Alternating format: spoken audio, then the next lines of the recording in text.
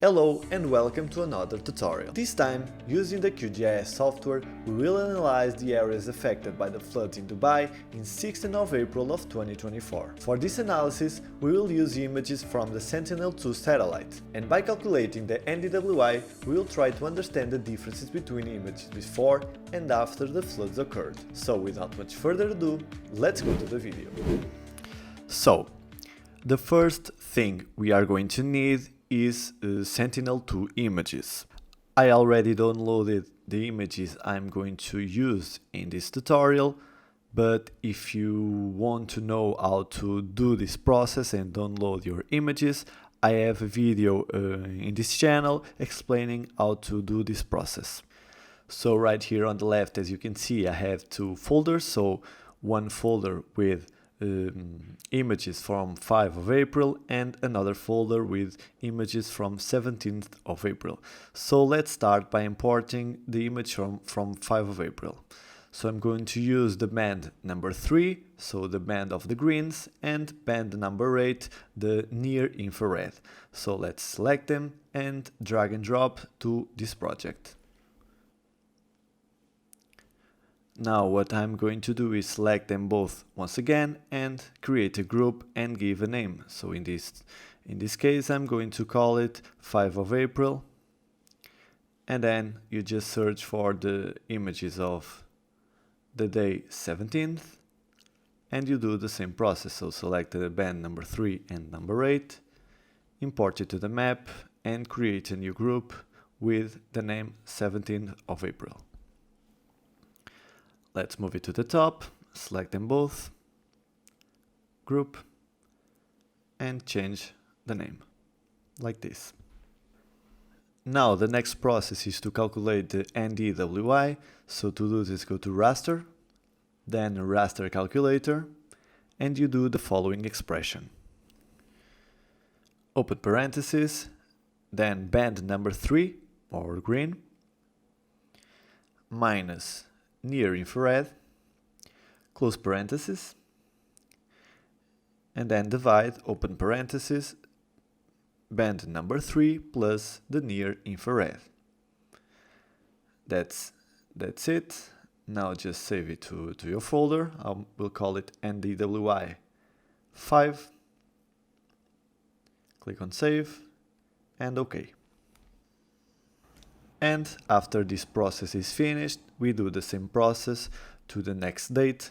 So for the date after the floods, so 17th of April.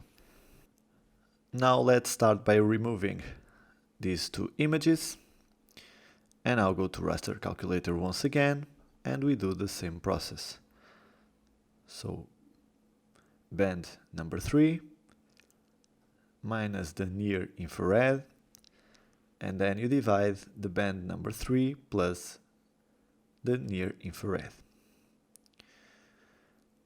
I will call it NDWI 17, save and OK.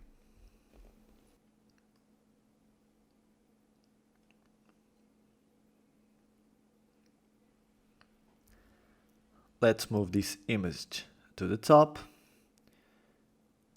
and once again let's remove these two because we are not going to use them. Now let's define the classes. Go to properties, then symbology, change the render type to single band pseudo color, classes will be 4, interpolation will be discrete. And for the classes, we are going to use -1 to -0.3 to drought areas, -0.3 to 0 moderate drought, 0 to 0.2 flooding or humidity, and 0.2 to 1 water surfaces. So for the moderate drought and drought, I'm going to set it as transparent. For the flooding humidity, I'm going to set it as this dark blue, and for the water surfaces, this light blue. I will click on apply and then OK, and we do the same thing for the next image. So for this exercise, the class that we are going to analyze will be the 0 to 0.2, so the areas of floods. And let's see what the result will show us. So for this image, we do the same process, so we need to change the classes once more. And for the colors, we will do the same process as well. So let's select exactly the same colors, and for these ones, let's set it as transparent. And as you can see, we have our two satellite images, so we have our NDWI. To get a better view of our result, let's click right here on this icon of the quick map services, and let's add a base map to our project and move along the Dubai area to see the flooded areas on the 17th of April of 2024. So as you can see right here, we have a lot of dark blue areas, and on the day number 5 we don't have it as much. There's actually a nice plugin or a nice tool here on QGIS that we can use to visualize this type of data. And I will show you how to do this. So go to plugins, and then you just search for this tool right here, Mapswipe, and you install this tool. After you install this tool, you will have this icon right here, and if you click it, you can drag and drop your map and see the differences between the two images of our map. And this is actually a very nice tool to have when we do analysis like this, in my opinion. One thing we have to pay attention to is that unfortunately the image of April 17th adds some cloud density, which means that this analysis does not represent the totality of the floods. If we had an image with a lower cloud density, the dark blue area will be even more extensive. Let's go a little bit to the north and see this part right here.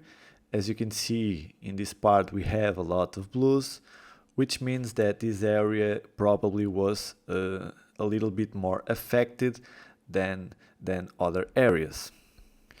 I believe that using NDWI with Mapswipe is an excellent way to quickly analyze this type of events, so I hope you enjoyed this video, and I'll see you in the next one. Thank you for watching. If you like this type of content, don't forget to like, subscribe and comment what you want to learn next.